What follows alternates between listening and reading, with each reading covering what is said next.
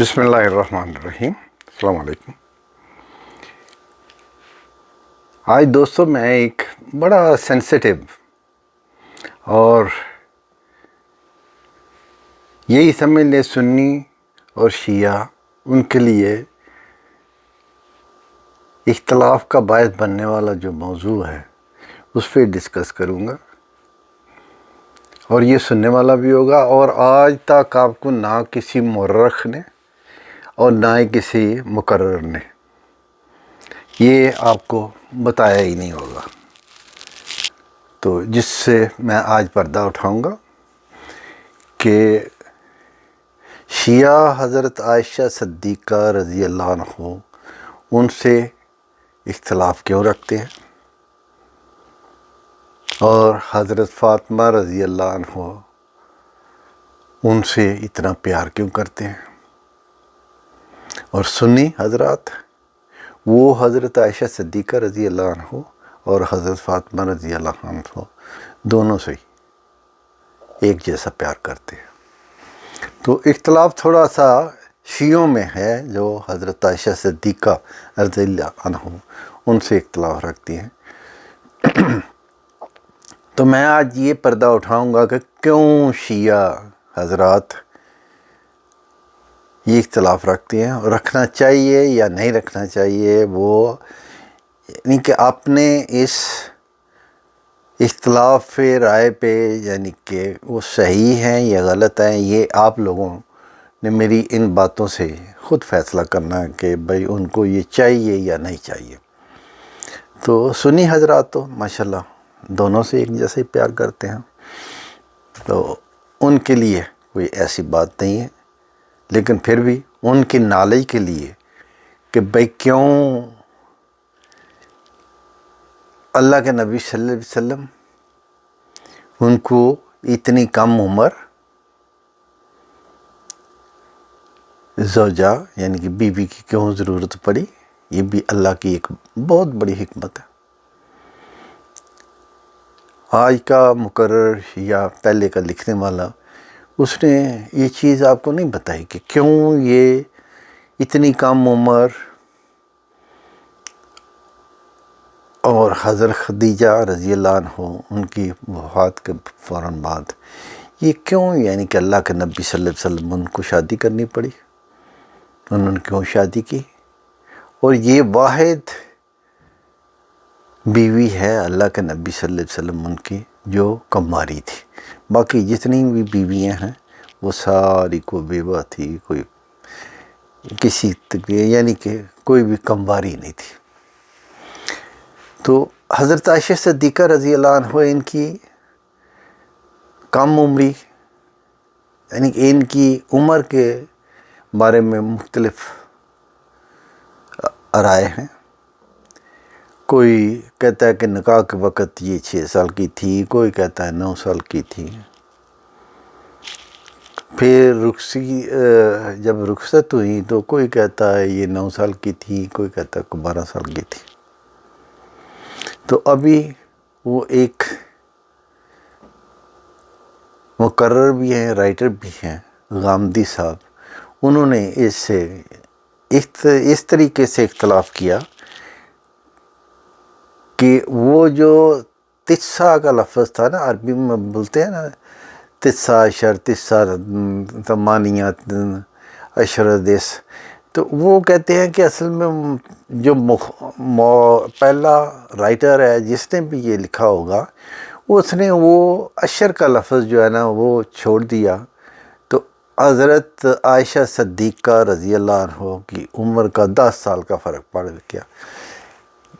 یہی سمجھ لیں کہ جو 6 سال کہتے ہیں غامدی صاحب کے حساب سے 16 سال ہے، جو 9 سال کہتے ہیں 19 سال ہے، کیونکہ عشرہ کا لفظ 10 کا لفظ جو ہے نا جب چھوٹ گیا تو 10 سال کا فرق پڑ گیا۔ تو یہ اللہ ہی بہتر جانتا ہے کہ غامدی صاحب صحیح ہیں یا پہلے رائٹر صحیح ہیں یا جو بھی کہنے والے ہیں وہ صحیح ہے، یہ اللہ بہتر جانتا ہے، کیونکہ میرے سامنے مختلف رائے آئی ہیں۔ تو حضرت فاطمہ رضی اللہ عنہ ان کا پیار جو تھا وہ تو آپ سب کے سامنے ہے کہ اللہ کے نبی صلی اللہ علیہ وسلم جب بھی کسی غزوہ پہ یا مدینہ سے باہر کسی کام پہ جاتے تو سب سے پہلے حضرت فاطمہ کے گھر جاتے، اپنی بیٹی کو ملتے، پیار کرتے، پھر اپنے سفر پر روانہ ہوتے۔ اور جب سفر سے واپس آتے یا جنگ کے واپس آتے یا غزوہ سے واپس آتے تو پہلے اپنی بیٹی حضرت فاطمہ رضی اللہ عنہ ان کے گھر جاتے، ان کو ملتے، حضرت امام حسن حضرت امام حسین رضی اللہ عنہ ان سے پیار کرتے۔ تو یہ تو ہوئی پیار کی بہت بڑی نشانی۔ پھر اللہ کے نبی صلی اللہ علیہ وسلم، آپ کو پتہ ہے انہوں نے اپنی زندگی میں کہہ دیا تھا کہ فاطمہ رضی اللہ عنہ جنت کی عورتوں کی سردار ہوں گی، حضرت امام حسن اور حضرت امام حسین نوجوانوں کے جنت میں سردار ہوں گے۔ تو حضرت عائشہ صدیقہ کی جہاں تک اللہ کے نبی صلی اللہ علیہ وسلم ان کی وہ زوجہ اور پھر ان سے تربیت یافتہ، ان سے اللہ نے ان کو علم دیا، تو وہ اسلام کے لیے جو ان کی خدمات ہیں، یعنی کہ جو بھی کوئی مسئلہ مسائل عورتوں کا ہوتا تھا یا کوئی بھی ہوتا تھا اللہ کے نبی صلی اللہ علیہ وسلم ان کے سامنے یا ان کے بعد، تو وہ حضرت عائشہ صدیقہ رضی اللہ عنہ ان کے سامنے پیش کیا جاتا تھا، وہ اس کا حال بتا دیتی تھی، یعنی کہ یہ اللہ کے نبی صلی اللہ علیہ وسلم ان کی کیونکہ بیوی اور دوسری ان کے شاگرد، ان کے ساتھ رہنے والی، تو اس کی وجہ سے ان کو اللہ نے یہ بھی ایک اعزاز بخشا کہ ان کو اللہ نے دین کے علم سے نوازا۔ تو آئیے اصل بات جو میں آپ کو بتانے والا تھا کہ بھئی حضرت عائشہ صدیقہ کی کم عمری کی وجہ سے یا کم عمری ہونے کے ناطے ان کو، یعنی اس وقت کیا ضرورت پڑی حضرت ابوبکر صدیق رضی اللہ عنہ کہ انہوں نے اپنی بیٹی کا نکاح جو ہے اللہ کے نبی صلی اللہ علیہ وسلم ان سے کیا، جبکہ عمر کا بڑا فرق تھا۔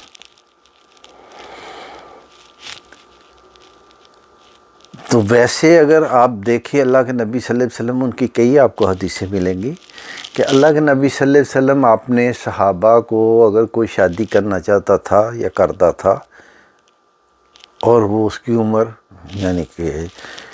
بڑھاپے کی ہوتی تھی یا سینئر سٹیزن یعنی کہ 60 کے اوپر 65 70 کچھ بھی ایسی ہوتی تھی، بڑی عمر ہوتی تھی، تو وہ ان کو کہتے تھے کہ کسی جوان سے یعنی کہ کم عمر لڑکی سے شادی کرنا اللہ کے نبی صلی اللہ علیہ وسلم یہ پسند فرماتے تھے۔ اس پہ ایک واقعہ بھی ہے کہ کوئی صحابی آئے تو انہوں نے بولا کہ اللہ کے نبی صلی اللہ علیہ وسلم میں نے نکاح کیا ہے، تو اللہ کے نبی صلی اللہ علیہ وسلم نے اس سے پہلے کہ اس سے پوچھتے کس عمر کی ہے تو فوراً اللہ کے نبی صلی اللہ علیہ وسلم انہوں نے کہا کہ کسی کم عمر سے شادی کی ہے، تو انہوں نے بولا کہ نہیں اللہ کے نبی صلی اللہ علیہ وسلم میری مجبوری یہ تھی کہ میری بیوی فوت ہو چکی ہے اور میری 4 بیٹیاں ہیں چھوٹی چھوٹی ہیں، تو ان کے لیے میں نے تھوڑی عمر میں عورت تھی تو اس سے شادی کی۔ تو اللہ کے نبی صلی اللہ علیہ وسلم انہوں نے کہا کہ چلو تو انہیں بہتر کیا، لیکن اگر چھوٹی عمر کی لڑکی سے آپ شادی کرتے تو وہ اس سے بھی بہتر ہوتا۔ تو یہ تو اللہ کے نبی صلی اللہ علیہ وسلم ان کی اپنی پسند ہے۔ تو حضرت عائشہ صدیقہ جب حضرت خدیجہ رضی اللہ عنہ ان کی وفات ہوئی تو اصل میں دیکھیں آپ دنیا پہ رہتے ہیں، آپ کو ہر چیز کا پتہ ہے، مجھے یہ بتائیں کہ بیٹی ہر بات جو ہے وہ اپنے باپ سے شیئر نہیں کر سکتی، وہ ماں سے شیئر کر سکتی ہے۔ کچھ ایسی چیزیں ہوتی ہیں جو بیٹی باپ کو نہیں بتا سکتی، خواہ کتنا بھی باپ پیار کرنے والا ہو، کیونکہ وہ اس کی ذاتی سیکریٹ ہوتے ہیں، راز ہوتے ہیں، جسمانی اخلاقی سوچ کے ہر طریقے کے، تو وہ بیٹی جو ہے نا وہ اپنے باپ کو وہ راز جو ہیں یعنی کہ وہ جو جسمانی چیزیں ہیں یا کوئی بھی ایسی چیز ہے وہ ہر چیز اپنے باپ کو نہیں بتا سکتی، ہاں ماں کو بتا سکتی ہے، عورت کو۔ تو ماں کے ناطے جب حضرت خدیجہ وفات پا گئی رضی اللہ عنہ، تو اس کے بعد اللہ کے نبی صلی اللہ علیہ وسلم اور بیٹیوں کے درمیان ایک قدرتی، یعنی کہ آپ دیکھ لیں دنیا میں قدرتی ایک خلا پیدا ہو جاتا ہے. کبھی وہ بیٹیاں جو ہیں وہ اپنی سیکرٹ جو ہے نا، اپنی راز جو ہیں وہ اللہ کے نبی صلی اللہ علیہ وسلم ان کو کیسے پہنچاتی، کہ ان کے لیے یہ مجبوری ہوتی تھی کہ وہ نہیں بتا سکتی تھی. عورت اپنی چیزیں جو ہے نا وہ عورت کو بتا سکتی ہے،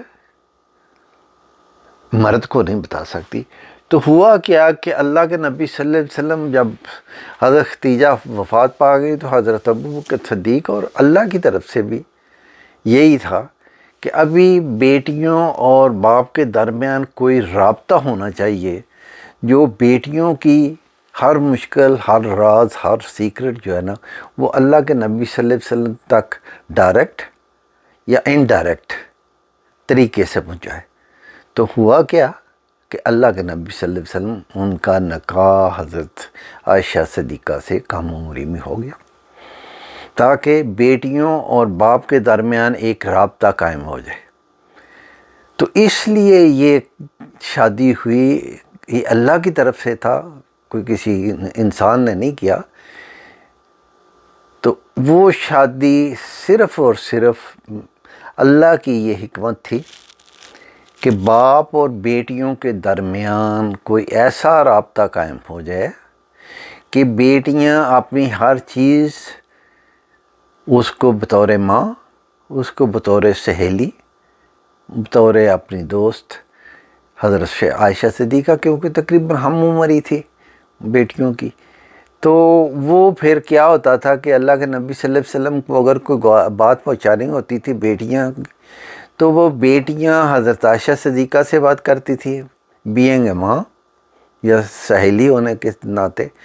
تو وہ حضرت عائشہ صدیقہ پھر آپ کو پتہ ہے بیوی خاوند کو کس طریقے سے بتاتی ہیں، تو وہ بتا بھی سکتی تھی. اصل وجہ یہ تھی کہ یہ ایک اللہ کی حکمت تھی کہ بیٹیوں، اللہ کے نبی صلی اللہ علیہ وسلم ان کی بیٹیاں اور اللہ کے نبی صلی اللہ علیہ وسلم ان کے درمیان کوئی رابطہ رہنا قائم ہونا چاہیے تھا. جو خلا تھا وہ پر کیا تو حضرت ابوبکر صدیق ان کی بیٹی حضرت عائشہ صدیقہ رضی اللہ عنہ نے کی. ابھی کیونکہ یہ آج تک کسی نے آپ کو یہ چیز بتائی نہیں ہے، نہ کسی مورخ نے لکھی ہے، نہ کوئی مقرر آپ کو یہ بتاتا ہے. ابھی اس چیز کو اگر آپ سامنے رکھیں گے تو شیعہ حضرات ان کا اختلاف کرنا جو ہے نا وہ غلط ہے. یعنی کہ وہ کیوں اختلاف کرتے ہیں؟ حضرت عائشہ صدیقہ رضی اللہ عنہ انہوں نے کبھی حضرت فاطمہ کو، حضرت امام حسن، حضرت امام حسین رضی اللہ عنہ یا حضرت علی، ان کو کبھی انہوں نے ان سے اختلاف نہیں کیا، کبھی کوئی جھگڑا نہیں کیا، کبھی کوئی ایسی بات نہیں ہوئی. تو شیعہ حضرات جو ہے وہ کیوں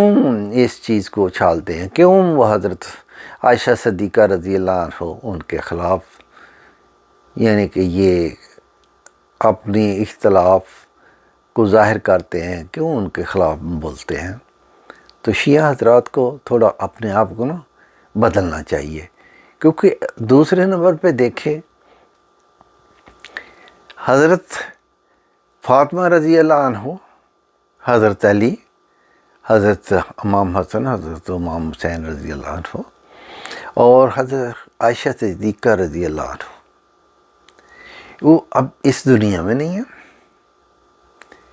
اب ان کا معاملہ جو کچھ بھی ہے